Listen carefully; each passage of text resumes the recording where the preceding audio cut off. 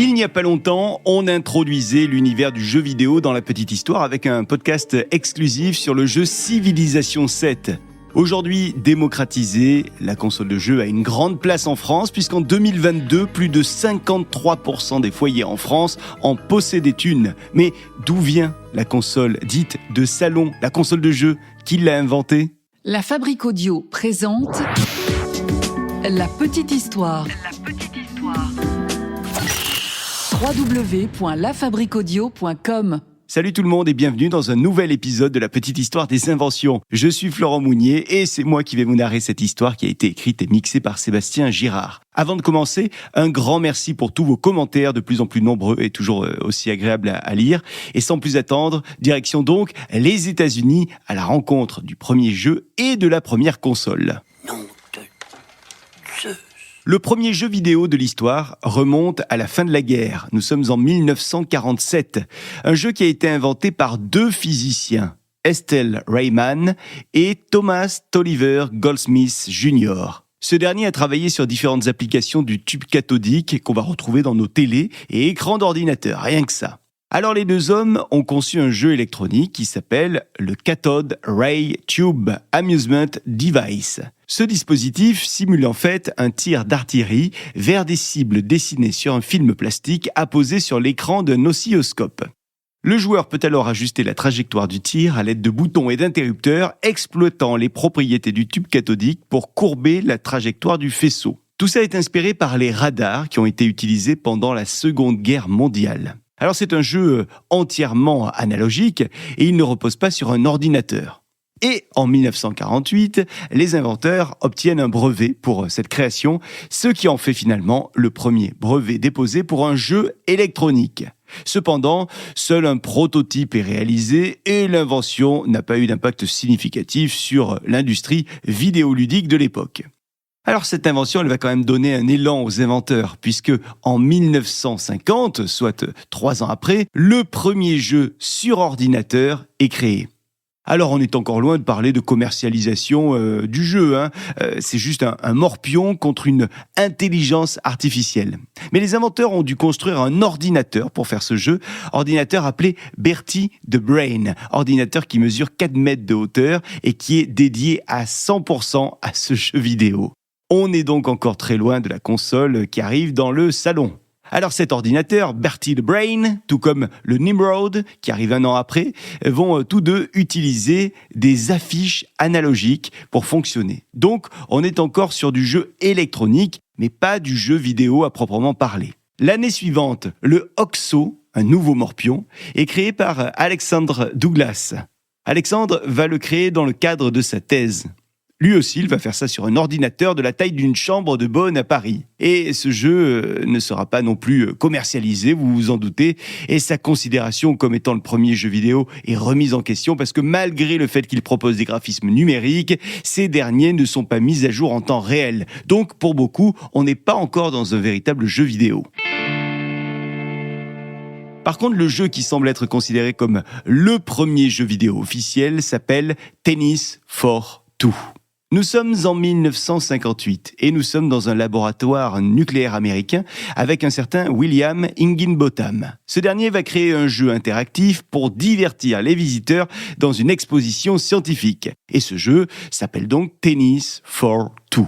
Sur l'écran d'un oscilloscope, une balle rebondit d'un côté à l'autre d'un filet. Tout cela donc simule une partie de tennis. Les joueurs, munis de manettes rudimentaires, ajustent l'angle et frappent la balle. Cela rend l'expérience étonnamment immersive pour l'époque. Un jeu éphémère qui n'a jamais été commercialisé, mais qui va tout de même marquer l'histoire du jeu vidéo. En effet, il va être considéré comme étant l'un des premiers exemples d'un monde interactif sur écran. Ce sont alors les prémices de la console de salon.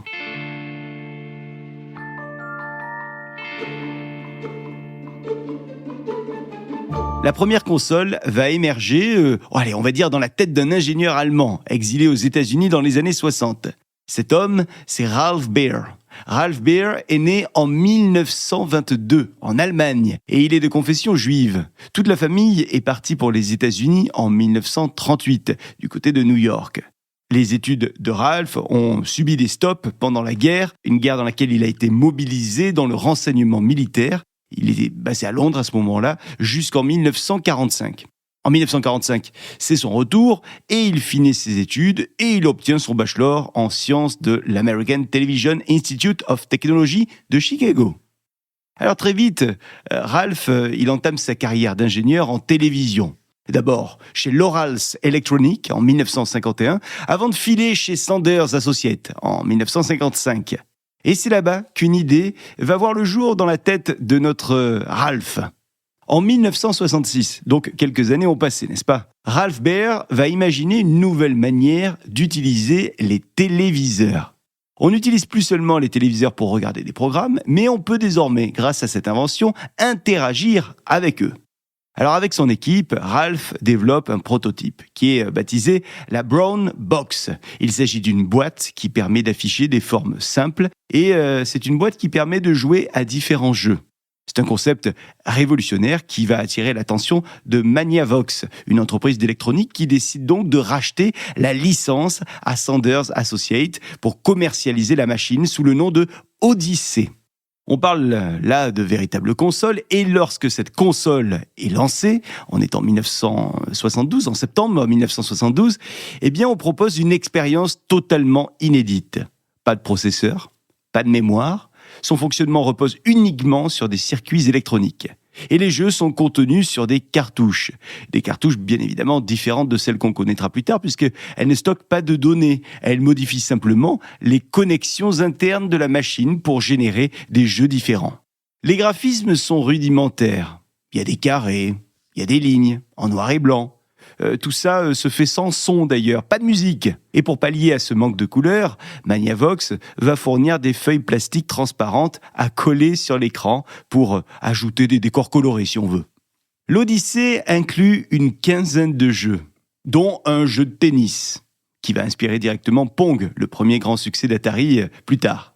Mais malgré le potentiel de l'Odyssée, la console va souffrir d'un problème, on va dire, marketing. Il y a beaucoup de consommateurs qui croient à tort qu'elle ne fonctionne que sur les téléviseurs de marque Maniavox. Et puis ajouter à ça un prix élevé, on est sur environ $100 de l'époque, donc c'est plus de 700 € aujourd'hui avec l'inflation, et la machine peine à séduire un large public. Malgré une carrière commerciale modeste, la Maniavox Odyssey va tout de même ouvrir la voie à tout un marché. En effet, en 1972, c'est donc Atari, que j'ai cité précédemment, fondé par Nolan Bushnell, qui sort Pong, le jeu vidéo Pong. Pong, c'est un jeu d'arcade qui rencontre un immense succès, peut-être que vous y avez joué d'ailleurs, et qui pose les bases du jeu vidéo. Quelques années plus tard, en 1977, Atari révolutionne ce secteur du jeu vidéo avec la 2600. C'est une console qui utilise des cartouches interchangeables. Ces cartouches permettent aux joueurs de varier les expériences sans changer de machine. Donc là, c'est vraiment le début de la première grande génération de consoles. Et c'est à partir de ce moment-là qu'on va entendre parler de Nintendo, Sega et d'autres consoles. Alors il y a beaucoup de choses à dire et de sujets à exploiter, tant l'histoire du jeu vidéo est immense, on pourrait faire plein d'épisodes autour de cette thématique d'ailleurs, peut-être qu'on le fera. Voilà les amis pour cet épisode sur l'invention de la première console de jeux vidéo de salon. On n'a pas parlé des bornes d'arcade ou encore des jeux sur PC, on voulait vraiment s'attarder sur la console de salon. Mais si vous souhaitez qu'on aborde d'autres sujets en lien avec l'univers du jeu vidéo, vous nous le dites en commentaire. Et puis je vous rappelle que vous pouvez une nouvelle fois aller écouter ou réécouter l'épisode autour de Civilization 7 qui est sorti récemment. Si l'épisode vous a plu, n'hésitez pas à liker, à partager autour de vous et à commenter. À très vite. La Fabrique Audio présente La Petite Histoire. Vous souhaitez devenir sponsor de ce podcast ? Contact @lafabriqueaudio.com. Avant de se quitter, je vous rappelle que La Petite Histoire est un podcast de La Fabrique Audio. La Fabrique Audio réalise des podcasts de marque et d'entreprise. Donc, si vous cherchez pour vous, pour votre entreprise, pour votre marque, un studio pour faire des podcasts, n'hésitez plus. Envoyez-nous un mail, contact @lafabriqueaudio.com, la fabrique avec un K.